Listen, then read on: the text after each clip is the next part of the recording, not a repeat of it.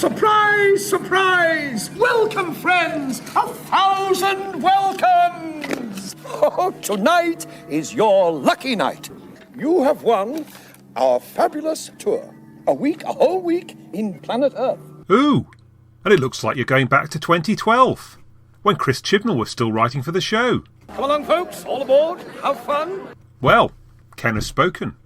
Something Who is on a mission from Dodd, and if we're going to do this properly, I'll need to get my original podcast team back together.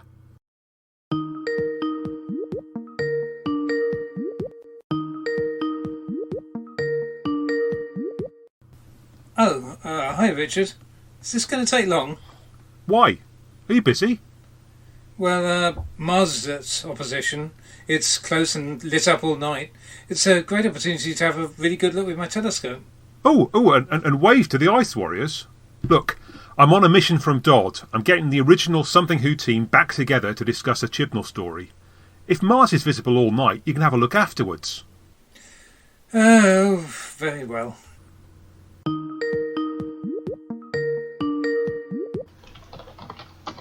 Look, this is me writing the script right now. Oh, hi Paul, it's me. Oh, I thought it was my editor chasing again. Look, I'm on a mission from Dodd to get the Something Who team back together. If you join us, you'll appear busy all night and no one can get through. It's a deal. Simon? Oh, hi Richard. Well, they told me you were in a home for retired podcasters, but I didn't believe it. Anyway, I'm on a mission from Dodd to get the original Something Who team back together again. Are you in? Well, I don't know, Richard. I haven't been on a podcast in a very long time, and I'm rather out of practice. Precisely. If you join us now, it'll be the longest recorded gap between appearances on the same podcast. Well, that's definitely something to aim for. OK, we've got 106 minutes of Something Who to fill. We've got a full podcast hosting subscription, half a packet of biscuits, it's dark, and we're wearing sonic sunglasses. Hit it.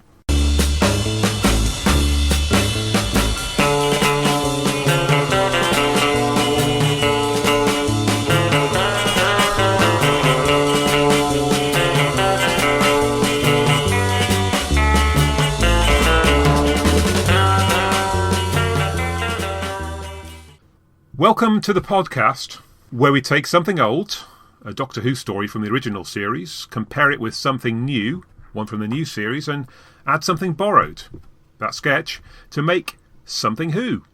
Hello, I'm Richard, and we're back with Something Who podcast, episode 67, where we discuss a couple of Doctor Who stories that take place on giant spaceships.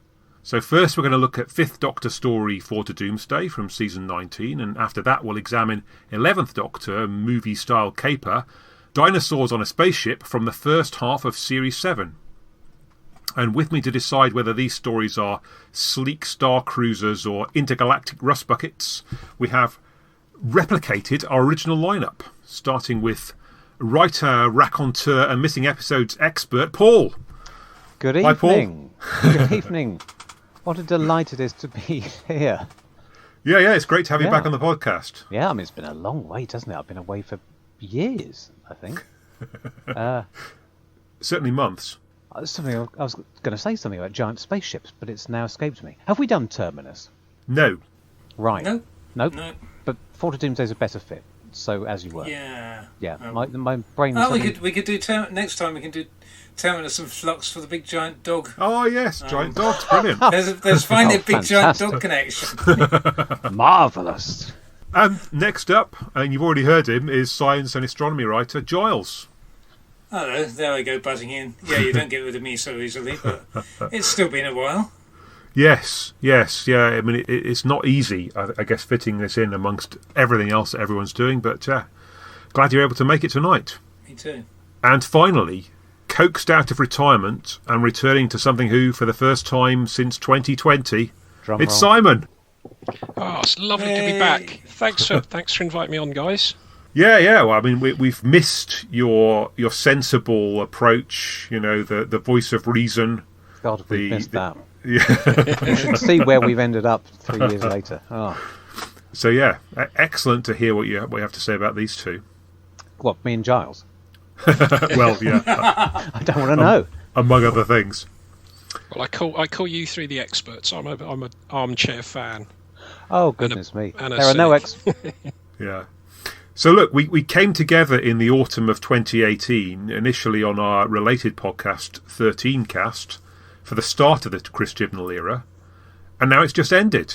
So it seemed like as good an excuse as any for us to get back together and chat about a Chibnall story as well as one from the original series. So let's go. We'll kick off with For to Doomsday, written by Terence Studley and directed by John Black, and it's a welcome back to January 1982. Actually, it's not that long ago that some of us talked about The Visitation, but this one comes earlier both in the recording and transmission schedules.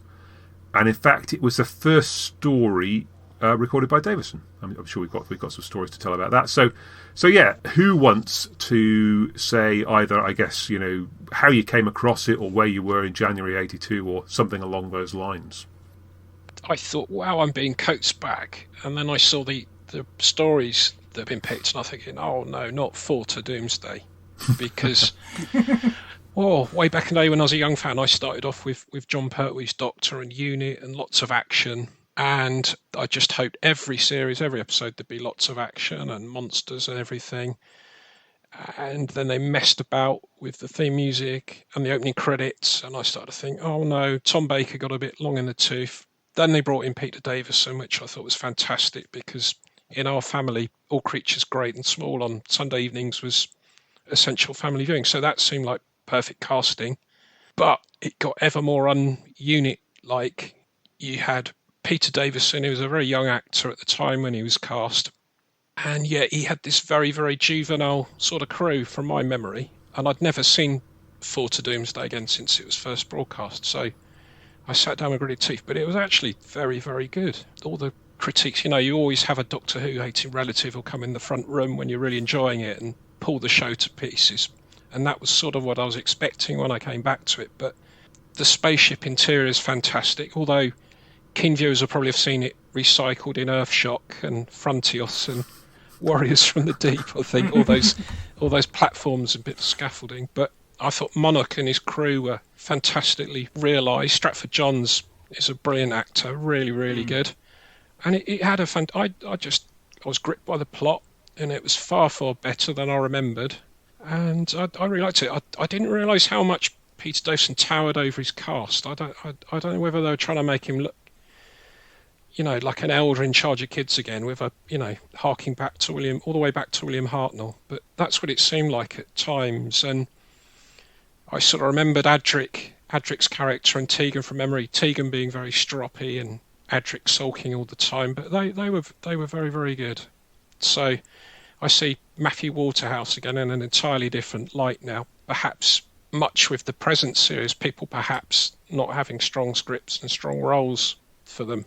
But I really enjoyed it. It was a great plot. I liked the backstory about the androids. It had plenty of science in it without making a brain explode like the present series often does, and having to dial up Giles to find out what the heck's going on. They had enough science to keep you interested and thinking, and I just thought it was far. But there was all the dancing and the costumes and the different humanoids. I've got to admit that bored me at the time as a kid when I first saw it. But looking back at it now, I think the production values are excellent. And I actually want to buy the Blu-ray box set now of Davison's first series and see it in its full glory. So I don't know what the rest of you thought, guys. Who wants to speak next? Go on, Charles. It appears to have opened my mouth. I would have been a callow 11-year-old when this went out, but it was really, probably my second series of being, maybe third series of being a fan. And I don't, but I'm with Simon. I don't think I must have watched this once since transmission, because I pretty religiously watched things on DVD when they came out, as I was getting the DVDs. Sort of filled in the gaps in my memory, so I went back and but yeah, it's never really stood out to me, and watching it this time I thought, oh yeah, there's a lot more to this than I remembered, and I think possibly because it suffers by comparison with what's around it, because Castrovalva has got all its wacky ideas, and I do like a bit of me kind of weirdness and science, or magic dressed up as science, as was his But we all know what he was doing, regardless of whether he admits it. And then on the other side, you've got Kinder, which obviously has grown massively in its reputation, since the time when it went out. When I don't remember it going down particularly well at the time. And I guess we've got the old unfolding text too. And then you've got like the funner stories and the bit more straightforward ones with Visitation and Earthshock in that season as well. And I guess Black Orchid fits into that category as well. So it's always kind of been down at the bottom for me. And this time I really, found myself engaging with it. Terrific performance from Stratford Johns that really holds it together, I think. But it's generally, it's throwing lots of interesting ideas at you. And I think so I did enjoy it a lot. There were a few things that were a bit off. You can tell it's Davison's first story, I think, and he's finding his feet. He's not quite there. But by all accounts, he didn't have much. It's not like he had much of a steer on what he should be looking for. So, sure. Paul? Well, as you've both started off being nice about it, I might as well start that way as well. I don't think I'll be able to keep it up for very long. I'll start with the positives. It was, I nearly said, a lot better than I was expecting. It was a bit better than I was expecting. We always traditionally do that bit where we say when we, how many times have we seen this? Sometimes Richard's in the negative numbers for that. I can't honestly remember how many. It might only be once. The thing is, you see, there was a small number of stories that I definitely know I watched on transmission and never again since, because I missed the VHSs, because I've said this 1,000 times. I stopped buying the videos when they switched to DVDs because I'm not an idiot. And so, quite a few fell down that little gap. But the thing is, I can't. I thought for a long time this was one, and then I thought maybe not. The point to which I'm coming is that I still don't know, having watched it, because it could have been 40 years since I've seen this, or it could have been 20. I really can't remember. I think that is all I need to say, ladies and gentlemen of the jury. No, it's there were little moments. I think the little moments that I liked most, that stood out to me, are probably the clue that I haven't seen it for a long time, because I think I'd remember. I can't remember any of them. Odd bits of dialogue. But they tend to be little lilies floating on a pond of mediocrity for me. There are a few nice moments with the TARDIS crew, a few moments where the interactions came off the page and the characters seemed to make sense, but that was only really by comparison with the bulk of the story, where I didn't think they did. This is really where the criticism people often have about the Series 19 team, does it really start here, I think? Because CHB knew how to write them in an interesting way, but the note Terence Studley seems to have got is just conflict. Perhaps somebody gave him that deathless phrase that there is no drama without conflict. And mostly it does just... This is where the arguing starts, isn't it? This is where people are just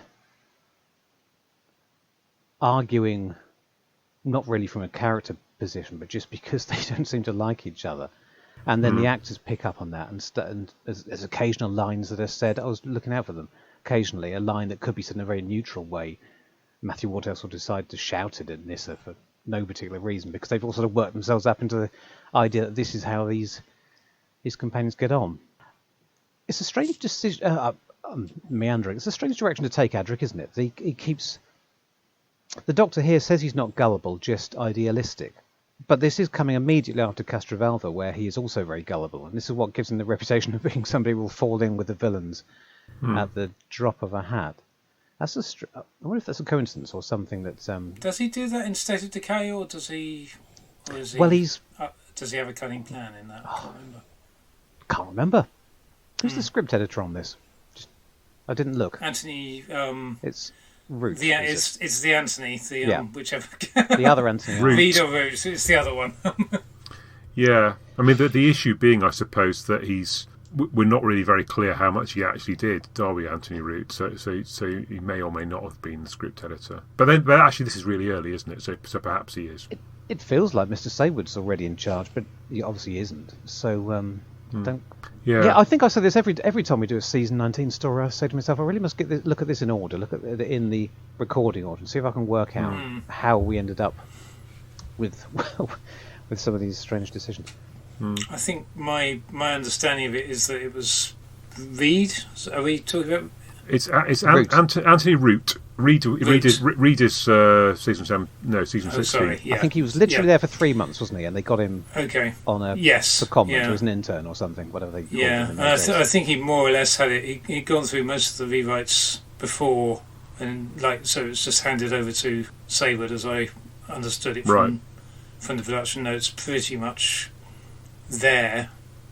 So unless Saywood went through and did another rewrite and added more conflict and stuff afterwards, but I think structurally it was all there before he handed it off, and because it was the first in production sequence anyway. Yeah. So I mean, I had this interesting arc with this story in that I watched it when I was 14, and like Simon, I found it boring, and then I watched it when the Blu-ray came out, which is a couple of years ago, I don't know, maybe 3, and I thought, oh, this is quite good actually. I remember this being really, really rather bad, and this is quite good. So when I watched it this time, I came to it with the impression that, oh, this is actually quite good. And then it wasn't quite as good as... So, it's funny. It's funny, isn't it? Whatever you thought about it last time, you think something different about it when you watch it next time. I mean, your expectations. I was sort of middling on it, I think, this time. I mean, I agree with everything that Simon said in terms of the visuals being very impressive. I mean, that Monopticon thing, surprisingly good for CSO. Yeah. They seem to have got that quite well. I agree with Paul, though, that the characterization gets a bit tedious after a bit. And my teenage daughter wandered in and said, "Oh, this is all very sexist." When Adric starts telling Nissa that she's just a girl or something. Well, he's very sexist, yeah, but don't know where that comes from. Yeah. And then again, 5 minutes later, Tegan's saying men because the doctor won't. Let her down again. So. It's interesting also that Nissa is reading a maths book in English, so obviously they study English in Traken, or maybe that's part of the TARDIS translation circuits. Yeah, but they're up the spout this week because the Doctor can't understand Aboriginal Australia. You're right. When Tegan can. Point, yeah. Yeah. Yeah. So maybe they've flipped a switch so it translates the it's in paper mode text. Yes, right. Text in real time, but audio. No, it's all over the shop. I'll say one more thing, and then I'll have someone else to say something. I do like the way that Tegan channels Graham Taylor here, because she shouts at the Doctor, "You just cost me my job," which is the infamous thing with the linesman against the Netherlands. Do I not like that? This is the first attempt at... Yeah, this is the first missed attempt at getting her back home, isn't it? It would be quite funny in-joke if it wasn't played so straight. Well, I suppose it's quite funny at the beginning of Visitation, isn't it? But it's... Yeah. You're right, Stratford Johns is very good. I'd forgotten that. What I was going to say was, one of the other reasons I can't remember if I watched this or not is because what I have done is watched Peter Davison and his mates on a series of pretend sofas watching it. Right. So I watched the extras on the Blu-ray. So I knew the bare bones of the story. So maybe again that's why the film moments actually work quite nicely. The unexpected moments and the moments of charm, as John Pertwee would say, they stood out at me because they didn't make the cut in the behind the sofa edition. At first I was wondering if Stratford Johns if he'd taken a different approach on each recording day, because depending where he was, on what part of the set he was, he seemed to be playing it in a completely different way. But it might... Then I started to realise that his character does have some hidden levels. I wouldn't say depths, just is on more than one level. So that it may have been deliberate, or it may have just been very confused. The problem with these bloody behind-the-scenes documentaries, and of course you say that the floating eye The Monopticon, was very good. Of course it is, but when you've watched the behind-the-scenes footage of the hours that seemed to spend them lining it up, and poor Davison standing there waiting to do some acting, and all that, you sort of wait for the CSO. I'm not surprised it worked. But yes, it was worth it, wasn't it? And also the big set piece, which is saved right to the end. I'd forgotten it was so late. The big set piece with the cricket ball and the Doctor floating does look terrific. It does, yes. I mean, not by today's standards, but by the standards of anywhere between 1963 and 89. I mean, doing that the old-fashioned way. I've seen it done a lot worse. I've forgotten there was quite so much action and stuff involved in that. What was Enlightenment and Persuasion turning up there as well. And with their ray guns. Yes, yeah. So it all gets quite...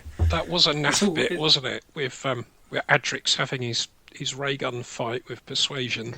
That didn't quite work. And then he got to wrestle with Enlightenment, but that looked very uncomfortable to me. I don't know if anyone else spotted Enlightenment. She looked like she was licking her lips when she was watching the half-naked Greco wrestlers at one point. Oh, okay. No, I didn't spot that. To add to the things that you'd think I'd remember if I'd seen this in the last 40 years, I'd forgotten that it ends with Stratford Johns being shrunk down more in the sort of comical manner of the Collector at the end of Sunmakers rather than the Masters thingy. I've completely forgotten that. So I just chalk it up to the fact that I haven't. I think, for me, if I was to stop talking about isolated details that I can barely remember and try and focus in on something, you were nearly there, Giles. You pointed out that the stories either side of it were better thought of. Like, for example, the ones literally either side, you've got quality science fiction ideas, haven't you? From Bidmead, who, to be fair, although his science is nonsense, it's at least he's trying. At least it's up to date. At least it's up to date as per 1982. Yes. And obviously what we get in Kinder from Christopher Bailey is science and philosophy and something quite extraordinary all mixed up in there. But here what we have is science fiction, one of my bugbears, there's quite a few of them, science fiction written by a non-science fiction writer. So he's come in thinking, those people normally do one of half a dozen things. They go for the Greek myths or something, they pick on something or they make it a political allegory. Here he's had a go, but it just falls a bit short, I think, in comparison with some of the properly novel, imaginative ideas either side of it. And he's also fallen foul of other problem, what I've come to think of as a new series problem, stuffed a lot of ideas in there that don't, in my opinion, all tie up. And so it, as a story, as a piece of drama, I find it lacking in pace and forward momentum. There's a lot of wandering around. To the extent that there is any suspense, it's the mystery. There are lots of mysteries and we see them ticked off. But I don't personally find that to have been done very well. Once you get the first reveal, others keep following. And they don't all seem to me to connect very well. We've got what's the first big reveal? The fact that Enlightenment and Persuasion having been the frogs, I guess. That's the episode 1 cliffhanger, isn't it? That they've come to... that, yeah. That's come to life. That's a strange one. So we know something's going on there. We get the hints of flesh time. That's quite nice turn of phrase. Is it the end of part 2 that, what's his face? Socrates pulls his floppy chest apart to reveal he's a robot. So we get the first reveal that there are robots involved, which, and this is not a major criticism, but just as an aside, it's presented as the most extraordinary thing you've ever seen, robots that lifelike. Well, of course, this is Doctor Who. We see them every other week, robots that lifelike. So that's the sort of thing that really a script editor should have pointed out earlier on. Yes, Terence, you may think you're the first person to suggest that robots could be completely lifelike, but I'm afraid you've been pipped to the post there. So is it really worth ending an episode on? It's the exact same point as in the Android Invasion as well, isn't it? And almost a similar kind of reveal. But I don't know. And I don't think that's the point I took from the cliffhanger. They're lifelike robots. I think it's the fact that these people that have been on this spaceship for so long, that they have been effectively recorded on chips. Yeah, but I mean, how exciting is that? Or is that or is that me reading ahead? Terence Dudley is looking at the audience and saying, "Can you imagine it?" I'm suggesting that that you can fit an entire human brain onto a tiny little circuit. Isn't that extraordinary? You've never heard anything like it. Well, yes, we have. This is Doctor Who. We want more extraordinary things than that. I think it looks a bit like a person and has a person's memory inside it. Well, who cares? Well, having humanoid protagonist always saves lots of money as well, doesn't it, on the budget? And even if the big mystery... well, quite. I'd forgotten that Enlightenment's... all the money went on Stratford John's makeup, because Persuasion just has a rather ropey mask. Forgotten that. But, I mean, even in terms of the big mystery of how can these humans still be alive after thousands of years, well, we've seen that done better quite recently. We've seen it done better in Full Circle when they turn out to be the evolutionary ancestors of... it's a bigger time span than we thought, and they've evolved. We've seen it in State of Decay when these aren't the... They aren't the descendants, they're the... They aren't the descendants, they're the undead forms. There are many more imaginative answers to that question. Just saying, well, they've replaced them with robots. I realise one shouldn't judge a story by what it isn't, and especially by comparison to other things that have gone before and done it and been a bit more imaginative. But this is Doctor Who. It's an anthology. It's this anthology. So it is your duty to come in and match what's gone before, even if you're not a regular viewer. Somebody should tell you, well, this is a bit tame. Can you make these ideas a bit bigger? And for my money, that kind of is where it then starts to fall apart, because they pile more and more revelations on. So it's not just the humans they picked up, who they turned into androids. They all are. The Urbankans are themselves. Okay, I'm slightly pleased because it convinced me as to why that makes the story more interesting. And then they want to colonize the Earth, but they don't want to live there, do they? Are they going to create 3 billion android hosts for the Urbankans or not? I was slightly sketchy on that. But whether they want to live there or not, they actually want it for its minerals. And the reason they want its minerals is because he wants to travel faster than time, and that's because he wants light, and that's because he wants to go to the beginning of the universe, and that's because he thinks he's God. We suddenly get, in the second half of the story, we get a superfluity of plot points and motivations for what is going on and why. And to me, they don't all mesh as tightly as they could, and that's... So apart from the rather meandering pace, when it finally picks up, it doesn't improve because it just gets a bit complicated. And I will be coming back to that because the second story here today, having said that this is what I don't think is of a new series problem, you've got 3 big ideas and you throw them all in there and hope that you'll be able to link them together. The second story we're looking at today, I think, works despite being is unusually simple and straightforward for the new series. But we'll come. So it's interesting then that the Urbankans are faced with the same problem as the Cybermen, the Mondasians, I suppose.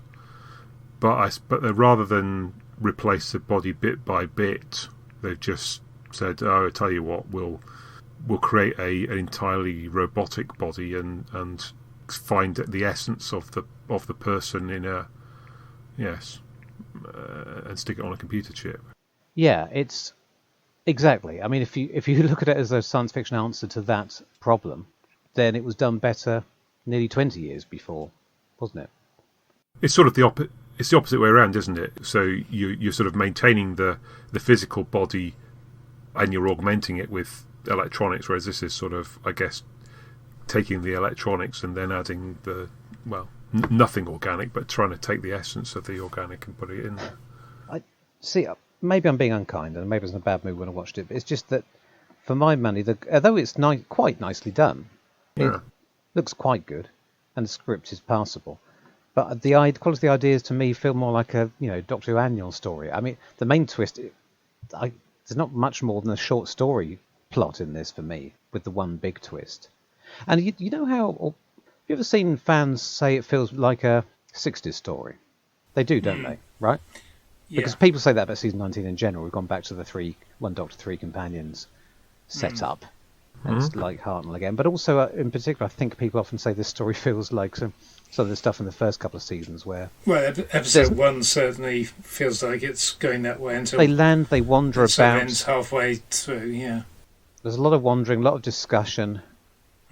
There's quite a bit of educational material thrown in.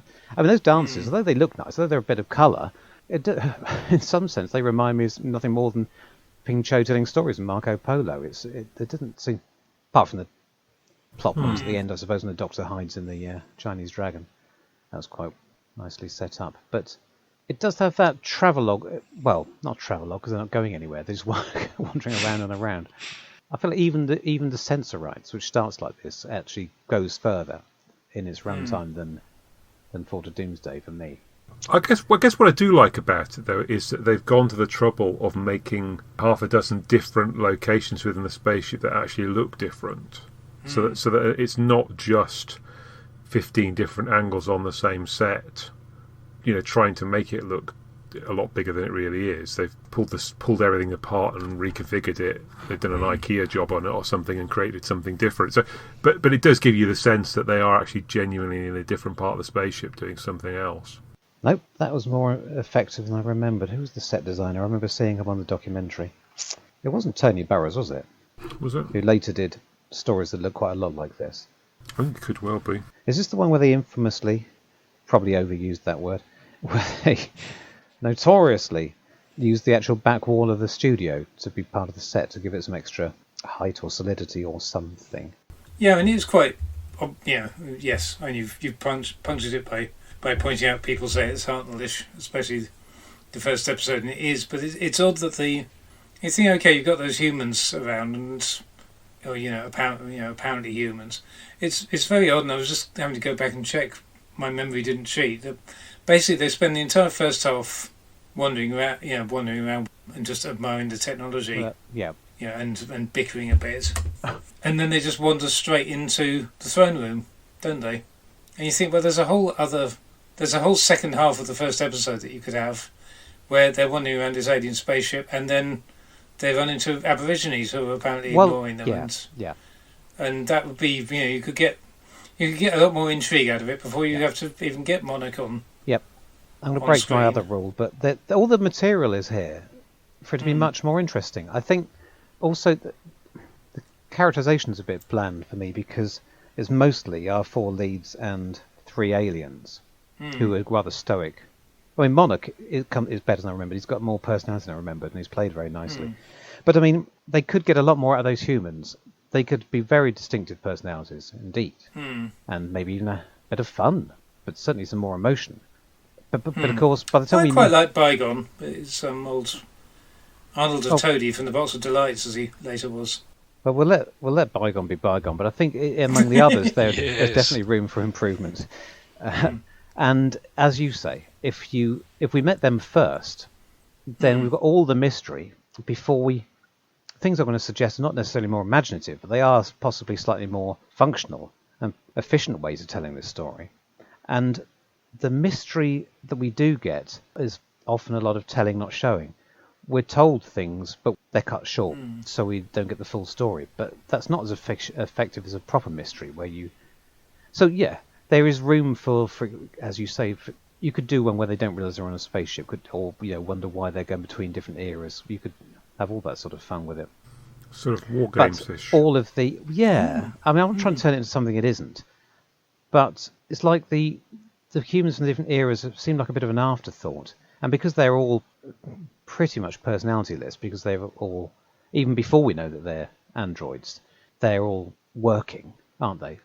They're not really mostly doing anything, behaving. Yes, it's a corporate spaceship, isn't it? As you say, they're all part of a workforce. They're not there for fun or anything. Burt Kwok head of IT, or is he? Oh, I can't remember who's who now. But it's... it's a shame because it's almost there. And I think the other thing that annoys me is that the absolute running commentary, which runs through all 4 episodes, we cut back to Monarch and his mates commenting on everything from their throne room. So early on, that spoils some of the surprises before they need to be spoiled, and later, it just makes him look ineffectual, and it's just a strange device to have committed to quite so strongly. Not entirely sure what it adds. At its worst, it makes the story often seem like a bit more moustache twirling than it needs to be. It's a bit sort of Trial of a Time Lord-esque. So I'm intrigued, and I think you've hit on an interesting theme there, but equally, I'm interested against that because we pull these stories apart because we're Doctor Who fans. But I'm interested in Simon's initial impression of actually this is a fun yarn. So yeah, I guess both things are true.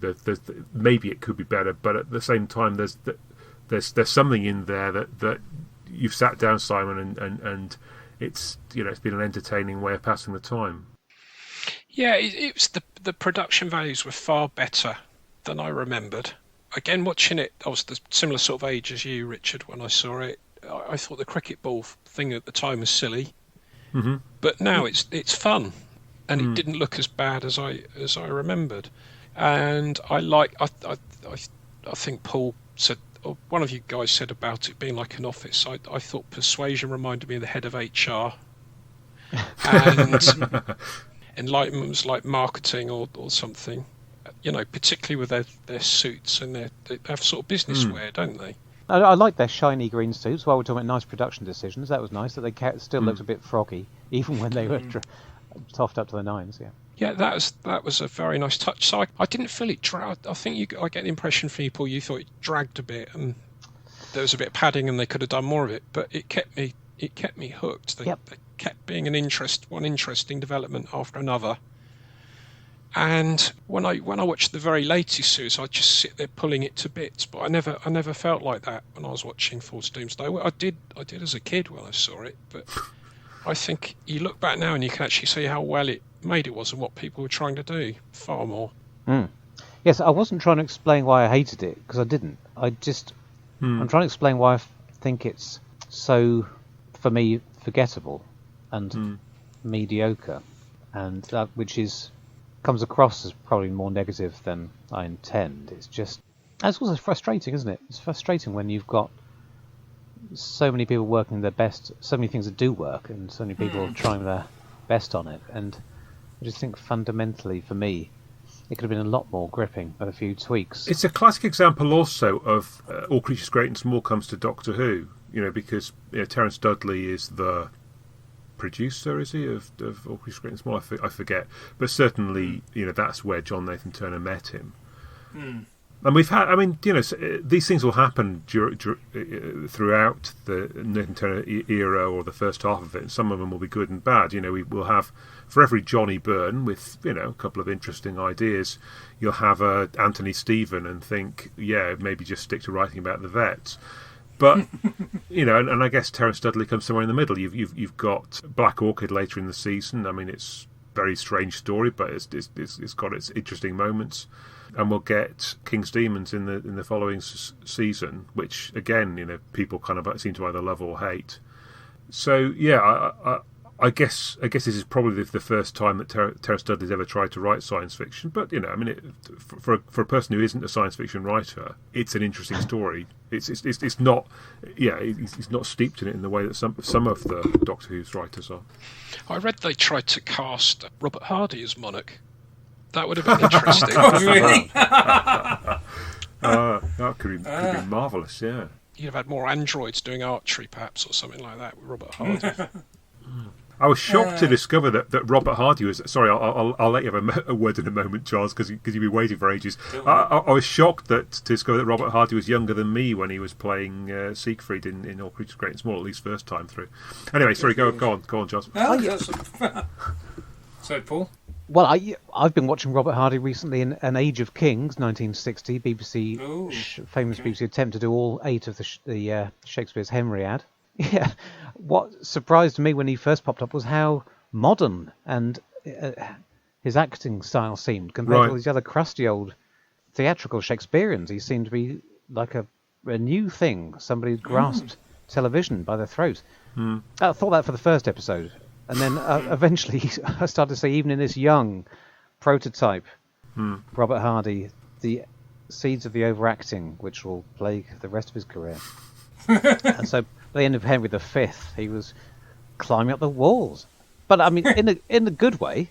It's funny you should mention Henry V, because many years ago I went to a event in North Yorkshire with my parents. I think it was Castle Howard.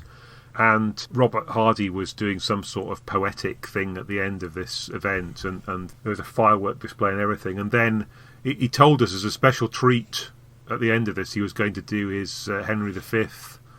But yeah, I mean, what had already been a fairly florid performance up to that moment just just exploded into something quite extraordinary. So yeah, I yeah, it started big and it just got bigger. Anyway, Charles, go on.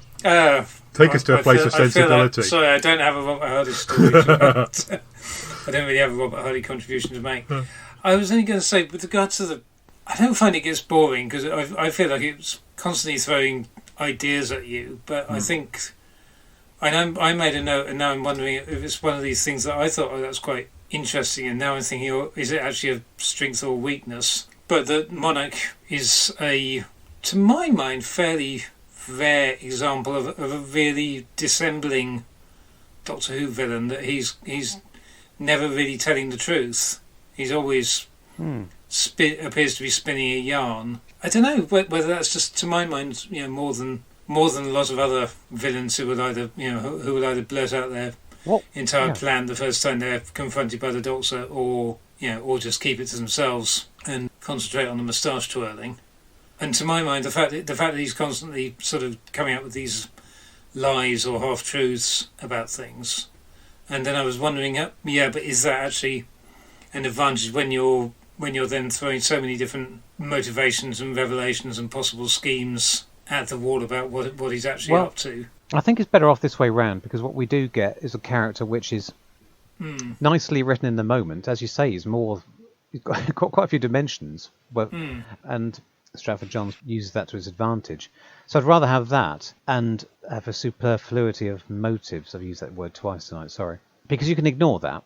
Most of these motives don't really pop up. If you cut out the stuff about believing he's God and going back to the dawn of time, I think it's just a handful of lines. I'm not really sure it changes the story at all. Yeah. Which means it shouldn't be in there, but also means it doesn't spoil the story. What was the bit that stuck out of me? I wasn't expecting it. When he pretends to go soft on the Doctor just to win Adric over. Yeah. Yes. It doesn't sound like much, but it's quite a reasonably sophisticated psychological manoeuvre for a Doctor Who villain. Don't see that every week, do you? And it's just one example of many. But was that the one that actually, is that really obvious, or is that one? Would I be correct in saying that took me by surprise? I was only half watching, so it might have been incredibly obvious what he was doing. If it wasn't that, it was a different one. Yeah, no, I think it was. Yeah, I think it was surprising. You don't quite know what he's up to. You think he's up to something, and it sort of justified the otherwise slightly tedious Adric naivety angle. Yeah, I think just coming onto a production issue, because you mentioned this, and I'm not sure whether you were saying it, Paul, because you were aware of it, about the different performances in different locations and so on. This was that just from a position of just an observation you had from watching it, or just tonight? Okay, fair enough. But with foreknowledge of, so apparently the way they did this, with all those sets, basically the background of it was that they, a lot of the background elements, it was a modular set that they designed, so they had two different rooms they could shoot in effectively on each shooting session. So in between, so they basically had to record things in sequence, so everything in the throne, everything in the performance hall was done on one day. Yeah. Everything in the greenhouse or whatever was done on another day, whatever you call that. Yeah, so all the throne room scenes were, I think, done on the last day. Right. So I tell you when I first noticed it. In the first episode, we see him in the throne room quite a lot, and he's quite subtle. And then the first time we see him outside it, he's crawling. He walks up to the TARDIS and can't get in, and he's acting like it's a pantomime. So that was the starkest. And with his slightly different makeup on as well. Right. Yeah. And then after that, it was nothing was quite that stark again. But but then again, I kind of assumed that's how they shoot Doctor Who in the 70s and 80s anyway, even without the reuse of sets is a bit more extreme here. But we know, don't we, from documentaries on the Claws of Axos onwards, that people have to do everything that's on one set first just to be more efficient. And unfortunately, sometimes when I watch these, I can't stop thinking about that, because when you get when you're cutting back to the same room throughout all 4 episodes, it's always the same camera angles. I just can't stop myself thinking they did all these one after the other. And even for these short little interludes of Stratford John's watching something on the monitor and saying something, and I just think, you poor Yeah. bloke, you just did that one line. You must have thought, what the hell? What's the context for this? So I can't stop myself thinking that. And I know that's Yeah. a Doctor Who fan viewer problem Yeah. because we have too much knowledge. of And the that means was of the, production. yes, that was why the throne room came last, because they had done all the high crane shots and pre-recorded all of the stuff for the monitor scenes. Right, Yeah, so of course. They'd pre-recorded all of the monitor angles, so they played them in live to the throne room, or not live, off pneumatic tape, ironically enough, given the things we were discussing earlier. Yeah. Couple of nice things with Tegan. So at one point, Tegan says wicked, but this is the early 80s, so that just means evil. That took me by surprise. There's her delivery, wasn't it? Yeah. That's wicked. Yeah, She said, yeah. like she's really enthusiastic. And then follows that with evil. And Yeah, and then later on, we all wanted to punch Adric back in the 1980s, but she gets to do it. So, yeah. He goes down quite easily. He does, like a sack of potatoes.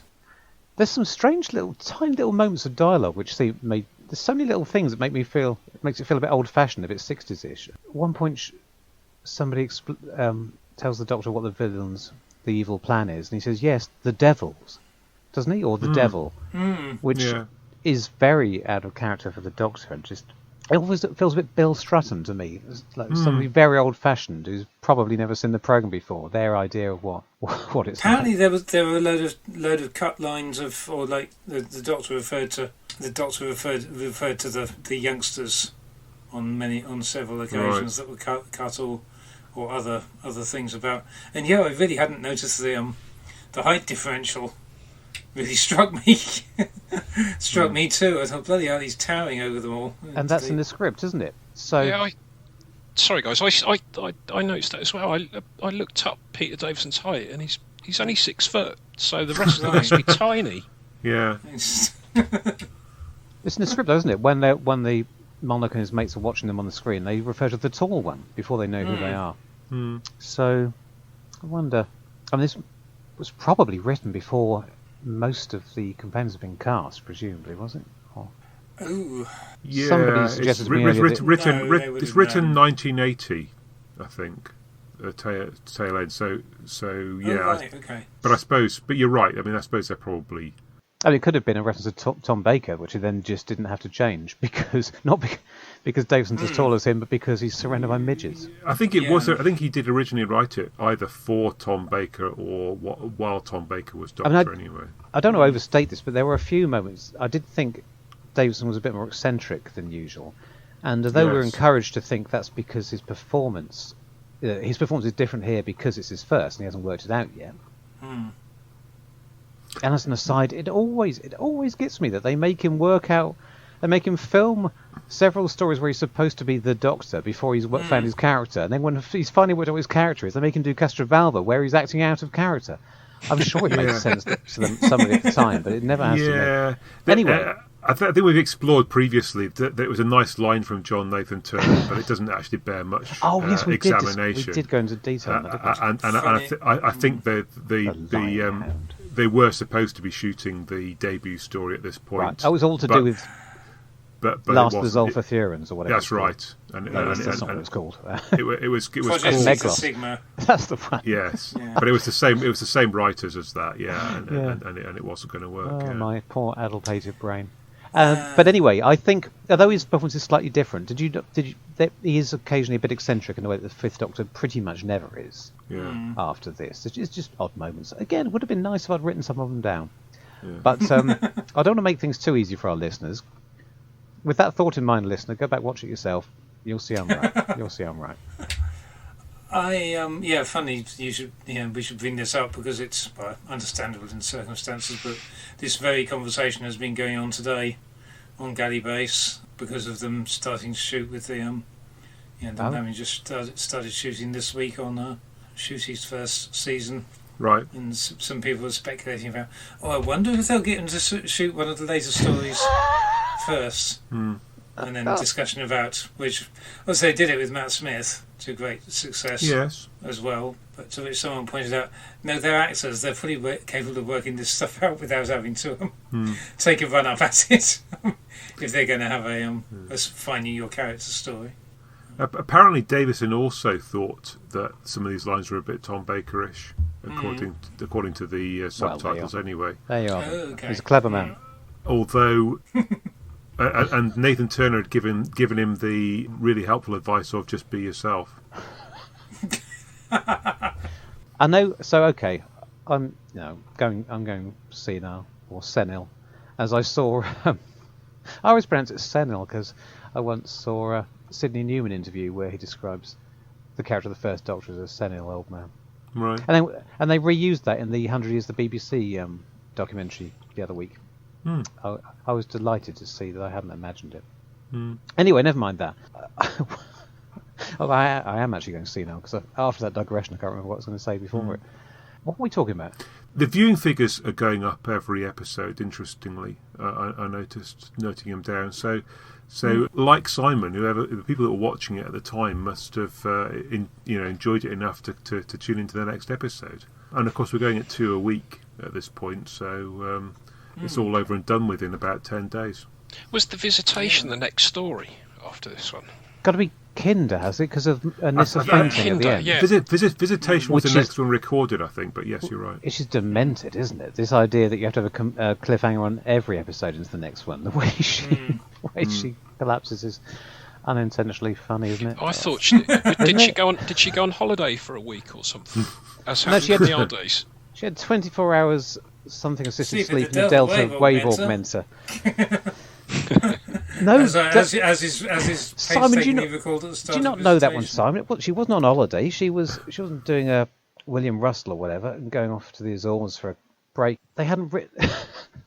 They'd only contracted her for 26 episodes instead of 28, or 24 instead of 26. Oh, And was rather- it a contract issue? I think Was so. they- Yeah. So that's why she's in Oh. episodes 1 and. It was too short.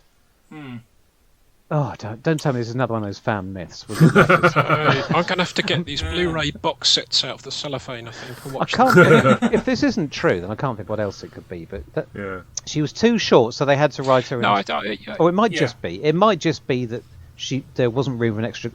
Kinder was written for 2 companions, and there wasn't room. And Christopher Bailey maybe refused to add a 3rd one in. I think that's less Yeah. likely. But This one did have to have rewrites in order to fit in the 3rd companion. right. So the whole business was splitting off Nissa and Adric in the first episode from the Doctor and Tegan. It's just an attempt to give them something to do. So there was definitely rewriting going on. But yeah, I'd always assumed it was just the latter scenario, that they just couldn't work out how to fit her into Kinder, or Chris Bailey said no, not happening. So, in terms of Davison's performance evolving, we have discussed this before. That high-pitched thing he does, is that something it does a lot at the beginning? Is one thing he latches onto? The squeaky thing the Fifth Doctor does. He latches onto that as his gimmick, his Yeah. eccentricity, and then it gradually... It's a bit of an earth shock, phases. isn't there? I'm trying to think... Go on. I'm sorry for making us go around the same old discussions. Does he ever do it after season 19? Does he Can't Does he think actually? of it. Does he actually start playing it like himself, to the extent of using his own voice? Well, he's too bored in season 20 to be doing much acting, isn't he? Yeah, I can't work out He enough. gets interested again in season 21. Well, okay. There's what I'm just trying to think about Frontios. Is a bit. It doesn't really go squeaky there, does he? But he does go a bit more eccentric at that point. Oh, absolutely. But we've covered that. Yeah. It's amazing that got through, because for my money, that's the first time anyone actually fulfills the potential of the Fifth Doctor. And because it's distinctly different, really, I'm surprised Saywood didn't cut all that out and say, no, you can't do that. He's not like this. We've established now that he's not like this. And I know it's better, but if you'd done this 3 years ago, we could have been having it every week. And it's not just putting on a pair of funny glasses. He is a bit more 11th Doctor-y. He's got that absent-minded eccentricity, because there's more than one type. The Doctor must always be eccentric, but there's lots of different ways to be eccentric. I try to choose a different one each day of the week, myself, personally. Going on the corporate theme, as well as the the stuff we talked about in the control room. You've got, but they sit down for a bit of dinner. It's a bit like the catering you get for an off-site event or something. It's it doesn't look like it's going to sustain anyone for very long. That and actually nobody eats it either. So maybe it wasn't very practical. Yeah, I mean, there's a whole lot of different work settings, aren't there, that we go to one after another. It's unusual in that regard that they've kind of thought through and said people need to be doing something kind of useful on this spaceship, rather than this sort of, I don't know, classic sci-fi where nobody seems to have an actual job to do. They're just running around shooting at aliens or whatever. They've actually thought, well, now we've got a plant section, we've got a cyborg section. We've got this, we've got that. Yeah, it seems kind of semi-credible from that point of view. And I guess, I mean, who's organising all the different displays as well, or is that just self-organised? And it's not very clear. Is that maybe that's Persuasion as in his role as head of HR? It seems so. It's funny. I can't help. There's a few lines in there. Like there's the line where Monarch makes some comment about, "Oh, we've got to have a class system." Oh, he does, doesn't he? And there's a couple of things like that in there. I was kind of thinking, is there some big allegory? Is he reaching for some kind of allegory going on in there? But is he being? He should get a full Bill Stratton with his insects as a allegory for the communist menace. But he can't seem to commit to anything. Because that line makes him part dictator, but then he also thinks he's God, but he doesn't really show any signs of messianic complex, does he? He seems Not far really, too. no. He's like you said, he's actually much more balanced, and he's slightly cunning, but he's. And he's not averse to a literary quote either, which, considering he's been away from Earth for 2,500 years, he seems quite au fait with a bit of Shakespeare and stuff in there. Yeah, I mean, they could have said they could have had amphibian movement by whoever the person of the week. Rosalind de Winter, yeah. Before we go on for 6 months with this one, I mean, we should perhaps think about making any more important points we've got, and so yeah. I mean, what did you want to say that you haven't had a chance to go out yet? I'm just looking at my notes, and the only thing I'm gonna say that hasn't, and this is just because with my Mr. Science hat on. If I don't point out that the cricket ball, that he should have started moving money through the cricket ball in the opposite direction instead of waiting for it to come back and bounce off him or catch it, then is that how it works? I'll get letters.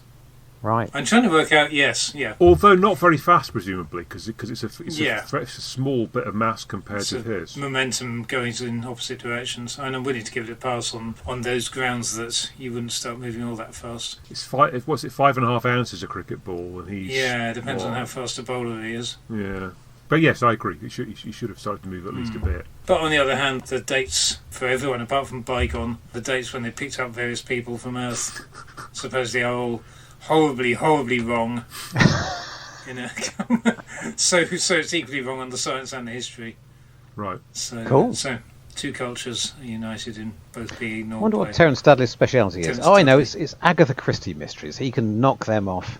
Perfect Agatha Christie pastiche, just like that. Or hang on. Point. No, hang on. He can write interior grand country house, and then he can get that far. Yeah. His definite strong point is, 12th century, 11th century? Yeah. 12th century. Hang on. Oh, God. Yeah. Yes, you're right. 13th century. We sing in praise of total war. Yeah. Against the Saracen we abhor. Have we done that one yet? No. Oh, my God. Okay, no, good. Yeah, it's the last of the trilogy left to do. We've got all of that to look forward to. I'm afraid, Simon, we've gone and done Black Orchid in your absence, so you've missed out on that. But not to worry. I tell you what, after this rewatch, I'm going to add 4 to Doomsday to the handful of Fifth Doctor stories I really like. Good. I'm delighted. I've never been. I know it's a big fan favourite, but I've never been convinced by the Caves of Andy Pandy. What? His last story.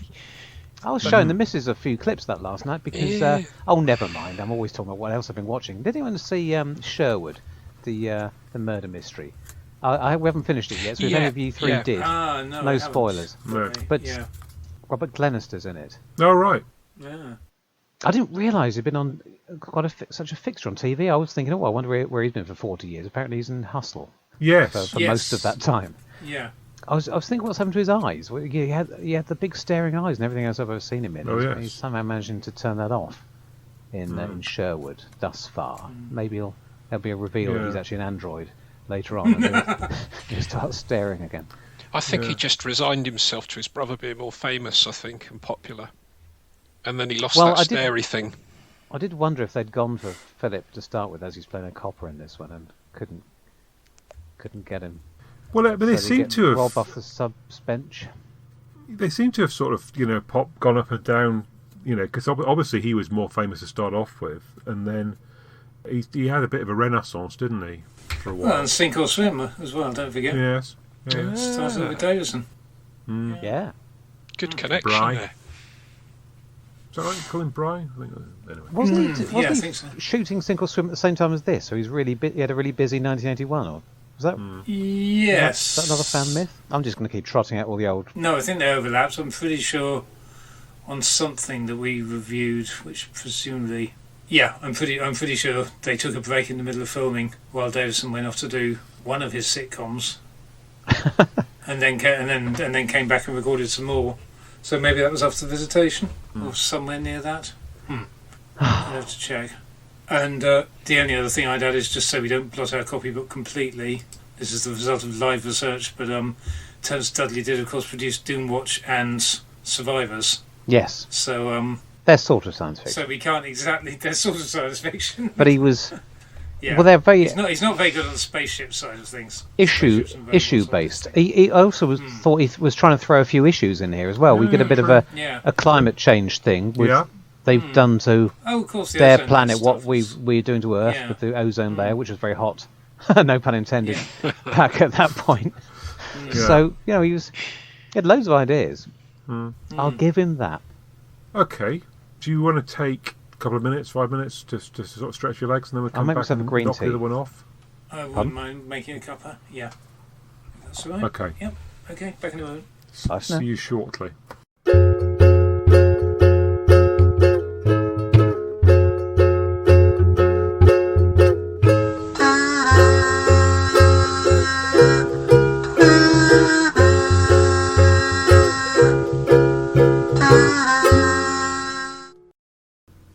Paul, are you going to ostentatiously tap the keyboard? Yep, I'm just switching to a different application so my tapping doesn't make my screen go happy. Yeah, what a pro. I'm ready now. All right, hang on. What's this actually down? You can edit out this gap while we'll go off and look at the credits.